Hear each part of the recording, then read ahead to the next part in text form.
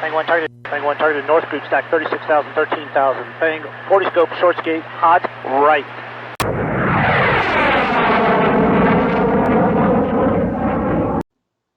Okay, welcome to the first of many Royal Australian Air Force training videos. Today we're going to be taking a look at section 2.1 of the manual, and assuming you've already read this, since before you watch this video, you should have read this already, this portion, and look at this little diagram here, and gotten an overarching understanding of pre-merge development within visual range fights. Now, within visual range, otherwise known, abbreviated as WVR, is basically exactly what it means, within visual range. Okay, so if you have visual on your opponent and they have visual on you, you are within visual range, and that's basically dogfight range.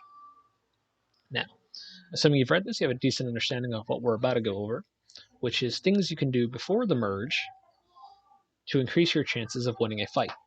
Okay, so merge, as you should know by now, is when two aircraft are passing each other, ready to initiate a dogfight. A dogfight is what we call two aircraft fighting at close range. Dogfight may look something like this. It may look something a little different. It may look like this instead. There's many ways a dogfight can happen, but the point is, a dogfight is a dogfight. It's a close range fight between aircraft, and we're going to talk about what we can do before the dogfight to increase our chances of winning it as we go into it. Okay, we're going to talk about dogfighting after this section in 2.2, BFM dogfighting. All right, we're going to talk about different kinds of fights, but that's not in this video. That will be a separate video, because before you know that, you have to know this. Okay. Now, we're going to get straight into this. So, in this diagram, you can see this is a lead turn. We're going to demonstrate that here. Now, assume we are looking at this from a bird's eye view. So we're looking at this plane of motion in a bird's eye perspective, top down. So these two arrows represent the flight paths of different aircraft. Now, I'm not the best artist, so please keep that in mind. Don't judge my drawings. Anyway, and here we have two aircraft ready to initiate a merge.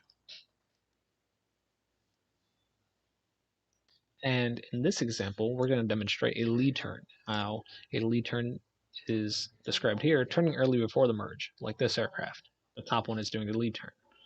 And to do that, you have to manage the distance at which you start your turn in good timing. Okay, so the distance is managed already. They're side by side in this case.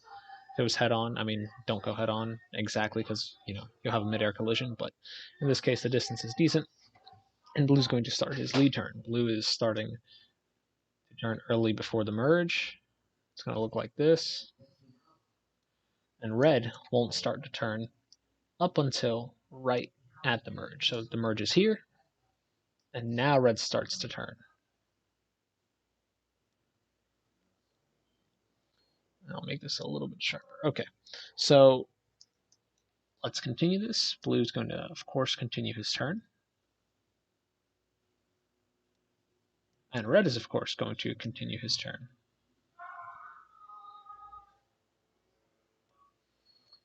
And we can notice here that blue is in the advantageous position. Blue has nose on. Okay, we will draw another example down here with the same exact scenario.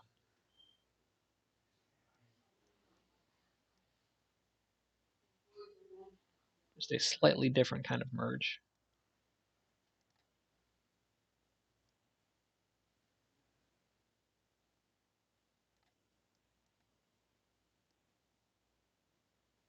Okay, these are two different kinds of dogfights. These are the only two different kinds of dogfights, really. However, we won't go into the kinds of dogfights yet. That's in BFM and ACN. That will be covered in 2.2. However, we are going to talk about how lead turning affects both of them. Okay, and it affects both of them in the exact same way, which is it puts you in an advantageous position. Lead turning, no matter what, is almost completely always the best thing you can do. Okay, at a merge, lead turning is just going to put you in an advantageous position pretty much no matter what. There are like very few circumstances where you might not want to do it, and we will talk about the counter to the lead turn, which is literally just lead turning. And we are also going to talk about in a little bit how you can mess up the lead turn, because it is a skill. Okay, it is a skill. It's not cheating. There's no cheating in dogfighting. All right, you do whatever you have to do to win. There's no cheating at all. However, you can mess it up, and we're going to go in a little bit later how not to mess it up. But anyways, so in these two dogfights, you can see the plane of motion. Here, blue starts his turn early, and blue has already gotten more of his turn complete than red. If you see here, when red starts to turn, blue has already completed more of his turn. This is like a 90-degree angle here, which is different than what a traditional merge would be. If no one lead turned, it would look like this. You know, they'd both be facing each other, right? This is like a 180 flat angle. However, on the contrary, since blue was lead turning, he has the advantage because now he's completed half of his turn. And now all blue has to do is turn this way, right? Whilst red has to now do this entire turn to get nose on. But blue already did half of this early, right here. This half is this half. And by lead turning, before the merge, he completed half of his turn, which is exactly what we want to see. So again, we see here that lead turning puts the person who lead turned in the advantageous position. In this example here, we see blue lead turn again. And here we see, again, the same exact scenario. We have about a 90-degree angle. And again, it puts blue in the advantageous position because it allows the person who lead turned, in this case blue, to get his nose around faster and to gain more angles on his opponent, and complete more of his turn before his opponent has even started his turn. So again, blue completed this amount of turn by the time red was here. So that's a lead turn. These are the basics of a lead turn. It's basically turning what would have been a neutral merge, just head on, and then you both turn, into something a little more like this. And if you can do that, then you're just going to be able to come around faster than your opponent can. Again, it's better for you. So that's the essentials of lead turning. That's really all there is to it. It's just turning early, managing distance, making sure you're not too close, because if you're too close, you might have a mid-air collision. We don't want that either. In that case, no one wins. And other than that, that's really it. Now, there is one more thing you can do in combination with the lead turn to further increase your chances of winning a dogfight before you even get into it, and that is creating turn room. And this was talked about right here. And as we know, we have to manage distance, and creating distance in turn room is going to help us out. All right. And also, just so you're aware, the video that you're watching now is this one right here. This is that video, the video on lead turning. So anyways, let's get straight into this. So you can couple this, what I'm about to show you, with lead turning to get an even more effective turn. Essentially, if you do it right, you can almost start off on your opponent's 6 o'clock position off the bat. The way you do this is very simple. In this case, you're blue. You're going to offset the merge. Okay, you're going to create room, horizontal separation here. All right, we're creating separation. Before, the separation was here and here, so this much, it was about this much between the two of you, which was not much at all. But you're going to increase it to about this much. And we're going to show how this helps you in a moment. So we're going to create this horizontal separation, offset the merge like this, red continuing straight like this. And this catches a lot of people off guard. Okay, so it's important to be aware because I am going to show you the counter to this. But anyways, you start your lead turn now, just as usual. Although now that you have all this room, what's going to happen when you start your lead turn is this.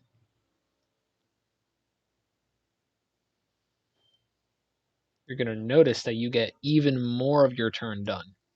You can start lead turning even earlier if you have more room. And that's going to allow you to get even more of your turn done. And again, here you're in the advantageous position. If we show this fight progress a little bit, it's going to look something like this. And again, blue's winning here. And that's just creating turn room. Now, there will be a video demonstrating both lead turning and lead turning with turn room, like an example, in-game example. But for now, again, we're just going to go over like this with a top-down bird's eye view. Now, the counter to this is actually quite simple, and that is doing the exact same thing. Similar to lead turning, where the counter is lead turn earlier, or lead turn better with more room. The counter to this is simply denying your opponent that room. So let's say you're red in the scenario, and let's say you see blue offsetting. Let's say you saw blue do that, and you're like, okay, he's creating some room. He's about to lead turn me pretty aggressively, and even if I lead turn, he's going to get the advantage because he has more room. Or in this case, he created a room for himself. So what am I going to do? Well, I'm going to deny that room. How am I going to deny that room? Very simple. I'm going to do the same. I'm going to offset in the same direction that he did. And in that case, now we are head on again. And now we've effectively neutralized the situation. So the merge was going to be here. It would have been here, right? And then when blue started doing this, it would have looked like this if you had gone straight, in which blue would have been behind you. However, because red decided to instead neutralize the situation, now your merge is going to be head on again. Only difference between this merge and that merge is that this merge is slightly offset. By offset, I mean it's in a different location, right? But the merge is still the same. You're still head on, and that's how you basically stop your opponent from lead turning if you see them doing that. Now, it's always a good idea to gain that turn room and attempt to lead turn, like blue is doing. However, it's also important to notice that if your opponent is smart enough to do that to you, and you see him trying to do that actively, then you stop that, because you don't want to go into a merge where your opponent has the advantage. All right, we like as pilots to have an unfair advantage over our opponents, and that's really the goal, to gain an advantage over your opponent. And if that means doing the same thing that your opponent is doing to neutralize the situation, then that's what you have to do.